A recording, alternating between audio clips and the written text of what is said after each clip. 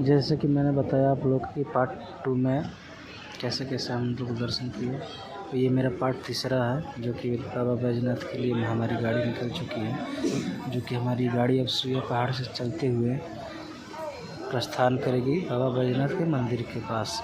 हम वहीं पर ठहराव करेंगे अपना। उसके बाद सुबह में जाके लाइन में लगेंगे जल ढारने के लिए। जैसे कि आप देख पा रहे हैं अभी गाड़ी चल रही है सुइया पहाड़ के ऊपर। ये हम लोग जो चल रहे हैं वो पहाड़ के ऊपर ही चल रहे हैं और अद्भुत नज़ारा है। ऊपर से देखने में पहाड़ का लोकेशन और बहुत सारे पेड़ पौधे दिख रहे हैं, बहुत सारी बम की गाड़ियाँ दिख रही रास्ते में। यहाँ का अद्भुत नज़ारा है। अगर आप नहीं आए हैं तो हमारे वीडियो के माध्यम से आप देख सकते हैं कि हम कैसे कैसे बाबा बैजनाथ के पास पहुँचे।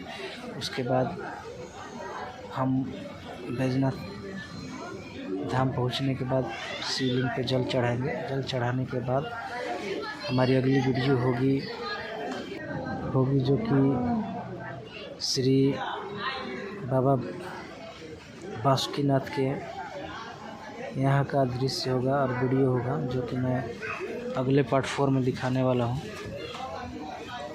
तो आप हमारी वीडियो में बने रहे एनी टाइम। और मैं पार्ट 4 जल्दी लोड करूँगा, जो कि मैं अभी पार्ट ये 3 बना रहा हूँ। उसके बाद मैं पार्ट 4 में डाउनलोड पार्ट 4 में अगली वीडियो में दिखाऊंगा आपको। जिससे कि हम लोग जल ढारने के लिए जा रहे हैं और हमारी गाड़ी अभी रास्ते में। रास्ते का मैंने सारा सीन लिया थोड़ा थोड़ा करके।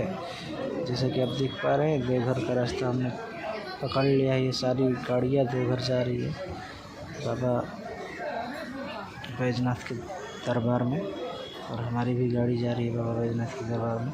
और मैं बोर्ड पे दिखाने की कोशिश करूँगा आप लोगों को कि ये हमारा देवघर यहाँ से 39 किलोमीटर बच गया है।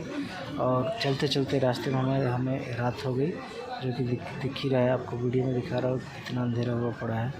ये गाड़ी की लाइट से रोड का सीन ले रहा था। और देख रहे हैं कि कंवरिये कैसे कैसे अपने रास्ते से पग यात्रा से अपना वो चल रहे हैं कांवड़ लेके।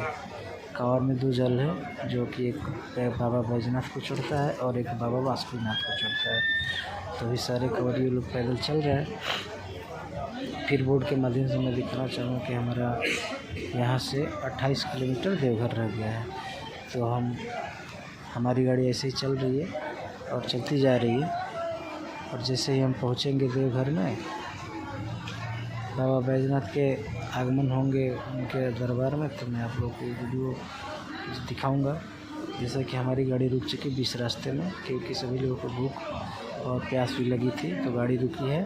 उससे पहले सभी लोग चाय पियेंगे। चाय पीने के बाद हमारा यहीं पे खाना बनेगा और खाएंगे और यहीं पे सोएंगे हम लोग। तो हम लोग ने खाना खाया, उसके बाद अगले दिन सुबह का वेट किया।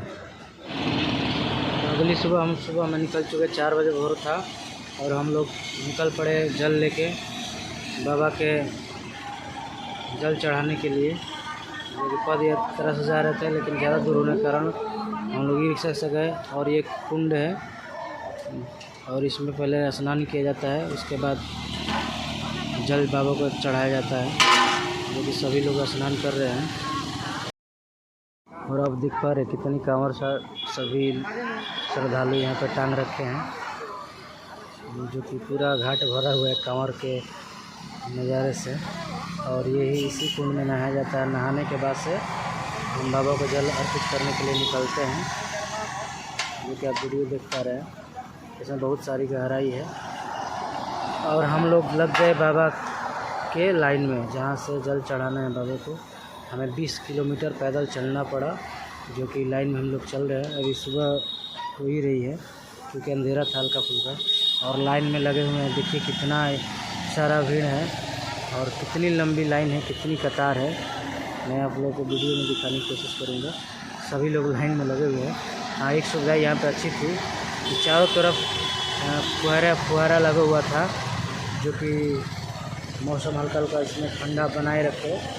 और मैं फुहारा दिखाऊंगा कितना पतला पतला फुहारा लगा हुआ है चारों तरफ, मतलब कि जितने दूर में लोग हैं, जितने दूर में सारे बम लोग हैं, उतने दूर में लगा हुआ है। जैसे कि अब मैं फुहारा दिखा वीडियो के माध्यम से दिखाना चाहता हूँ आप लोग कि देखिए फुहारे का ये पॉइंट लगा हुआ है, चारों तरफ लगा है, पूरे हॉल में लगा है। जिसके कारण हॉल में नमी बनी रही है और ठंडक था पूरे हॉल में। और जैसा मैं दिखा रहा हूँ चारों तरफ लगा हुआ है, इससे बहुत राहत मिला हम लोगों को और बहुत ही राहत और ठंडक महसूस हो रहा था। जिसमें गर्मी बहुत ज़्यादा लग रही थी लेकिन कुछ महसूस नहीं हो रहा था क्योंकि कोहरा लगा हुआ था इसमें। और मैं पूरा वीडियो दिखा रहा हूँ कितने लोग लाइन में खड़े हैं और लाइन में लगे हुए हैं। जैसा कि आप देख पा रहे हैं मैं भी इसी लाइन में था और हमें 4 बजे से 10-11 बज गया लाइन में लगे तब जाके बाबा को हम लोग जल चढ़ाए। लाइन बढ़ रही थी, बहुत धीरे धीरे बढ़ रही थी, इतना सारा भीड़ है और लाइन धीरे धीरे बढ़ रही थी क्योंकि बहुत सारी लाइन लगी हुई थी। यहाँ पे पता नहीं, काउंटिंग नहीं किया था मैं, मतलब कि 10, 12, 14 से ऊपर ही होगा। इसमें बांस का वो घेरा बना के लगाया गया है और एक तरफ से लोग आते थे और ऐसे ही लाइन में लगकर खड़े हो जाते थे। जब बढ़ती थी आगे वाले लोग बढ़ते थे तो हम पीछे से बढ़ते थे, जो कि आपको दिखा रहा हूँ कितनी लाइन लगी है, कितनी भीड़ लगी है। सभी हम थक चुके हैं जिसके कारण बैठे हुए हम भी थक गए थे क्योंकि इतने दूर से पैदल आना और बाबा को जल चढ़ाने के लिए हम लोग इतने दूर से पैदल आए और पैदल आने के बाद से लाइन में लगे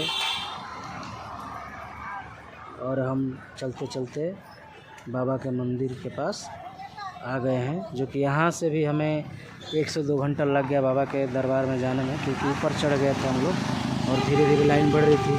पहले 10-12 लाइन थी, उसके बाद धीरे धीरे करते करते 2 लाइन हुआ, 4 लाइन हुआ, पहले 4 लाइन हुआ, उसके बाद 2 लाइन हुआ, उसके बाद 1 लाइन हुआ और हम लोग जल चढ़ा दिए क्योंकि वो अलाउ नहीं था। वहाँ पे इतनी भीड़ थी कि हम वीडियो नहीं बना पाए बाबा के स्थान का जल ढारते हुए, लेकिन हम लोग जल ढार के बाहर निकल गए हैं और मैं ये नज़ारा दिखा रहा हूँ बाहर का। ये हम जल ढार के बाहर निकल गए हैं और पूजा पाठ कर रहे हैं। अब जस्ट आगे निकले हैं तो देखिए यहाँ पे पेड़ा की बहुत सारी दुकानें होती है। यहाँ का पेड़ा मशहूर होता है बहुत, भोजपुरी गाने में आप लोग सुने भी होंगे कि देवघर का पेड़ा बड़ा नामी है, सैया खरीद के ले आई है, जो कि खेसारी लाल का गाया हुआ था। और ये देखिए यहाँ पर बहुत सारे पेड़े की दुकान है। जैसे ही बाबा मंदिर छोड़ते हैं, बाबा का जल चढ़ा के मंदिर छोड़ते हैं, आप मंदिर से बाहर निकलते हैं तो रास्ते में सारी ये दुकानें लगी पड़ी हैं। सुबह हम निकल पड़े बासुकीनाथ के धाम के लिए, जो कि हमारी गाड़ी चल रही है और अगला वीडियो मैं जल्द से जल्द अपलोड करूँगा।